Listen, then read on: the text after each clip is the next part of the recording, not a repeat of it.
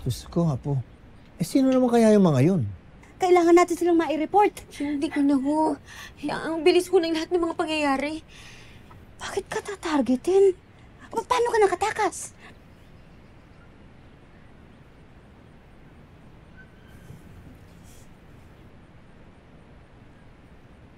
Nag-teleport ako.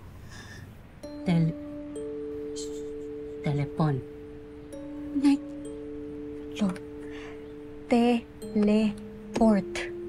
Teleport. Alam mo yung mga napapanood ko sa pelikula, yung bigla na lang maglalaho tapos biglang nandun sa kabilang lugar na. Ganun yung nangyari sa akin kanina. Nagulat na lang ako, nandito na ako eh. Teleport. Teleport na eh. Ikaw bata ka, seryoso yung nangyayari sa'yo. Nakukuha mo pa talaga magbiro. Hindi ako nagpapatawa. Seryoso ho ako. Nung hinahabol ho ako ng mga lalaki, napakabilis ho eh. Tapos biglang nagulat na lang ho ako, nandito na ho ako. Nay.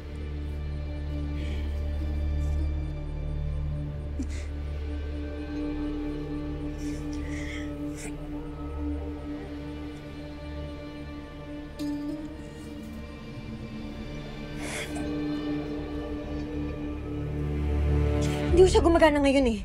Nay, pero kanina ho gumagana siya kasi yun ho yung nangyari sa akin eh. Nagulat lang ako, nandito ako sa kwarto ko kanina. Tama na yan. Kung talagang merong gustong dumukot sa'yo, delikado ka ngayon. Yun dapat ang iniisip natin eh. Pero sino nga ang gagawa niyan, Tay? Hindi naman tayo mayaman para ipadukot ang anak ko. Mahirap mang mamintang na walang pruweba. Iisa lang naman na may kapangyarihan gumawa ng mga ganyan eh. Si Gob? Sino pa? Alam mo, bukod sa ninakawan mo na yung warehouse niya, alam mo ba, nasaktan mo pa yung unika iha niya. Bakit? Pinagtanggol lang naman ng anak ko yung sarili niya.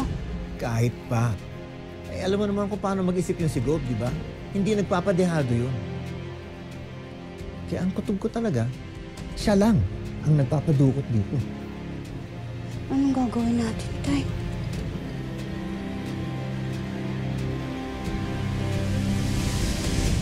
Tila kayo ang nagsisinungaling, Ado.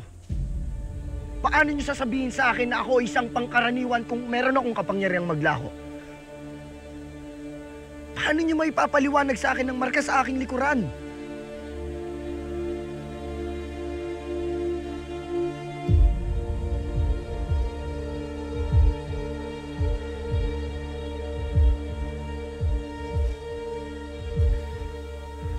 Mahal ko kayo, Ado. At ginagalang ko kayo. Subalit ang dami kong tanong. Bakit ngayon ang dami ko pa rin hindi maalala? Yung binibini kanina, hindi ko siya kilala. Pero parang nakasama ko na siya. At ang pagtawag niya sa akin ng sangre, hindi ko batid pero tunog pamilyar. Ado,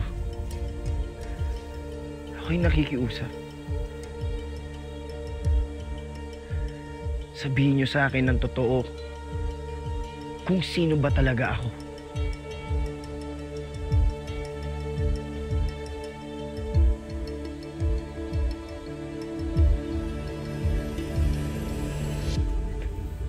Marahil ay eto na ang panahon upang malaman mo ang katotohanan. Umanda ka. Iharap kita sa nilalang na magbibigay liwanag at sagot sa lahat ng iyong katanungan.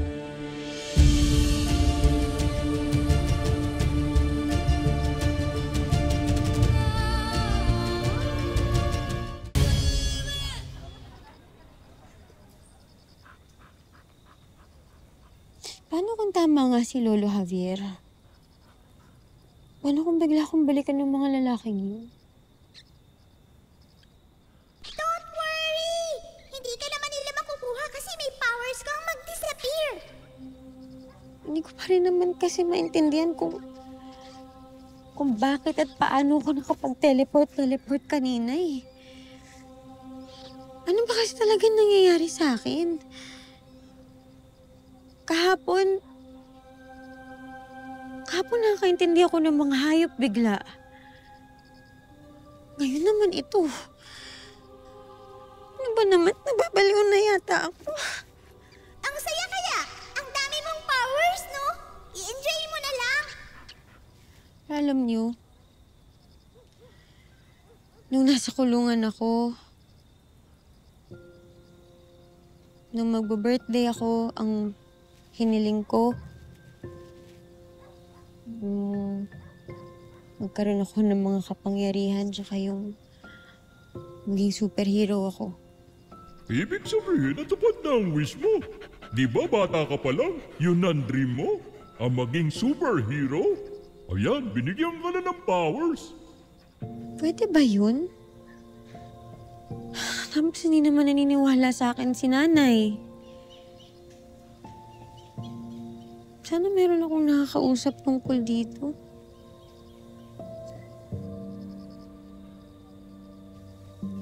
Ang ibig ko sabihin, sana meron akong tao na nakakausap tungkol dito.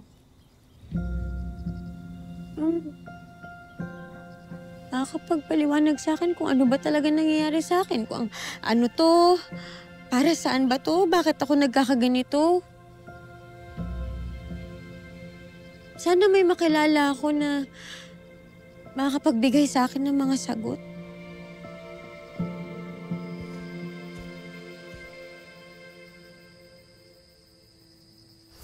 Namon, Boyan-san.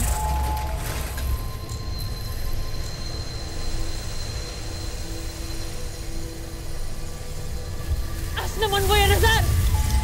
Mahal na sangre. Kanina pa sinusubukan. Mukhang malakas ang mahika na humahadlang para muling buksan ang lagusan. Ngunit kailangan ko makabalik na ngayon, Cantadia. Kailangan ko makitang muli ang aking anak. Pero paano? Paano ang anak ni Sangre Danaya na kailangan niyo ring hanapin dito sa mundo ng mga tao? Hahanapin ko siya kapag nalaman ko ang lagay ng Encantadia at ang lagay ng lahat ng mahal ko sa buhay.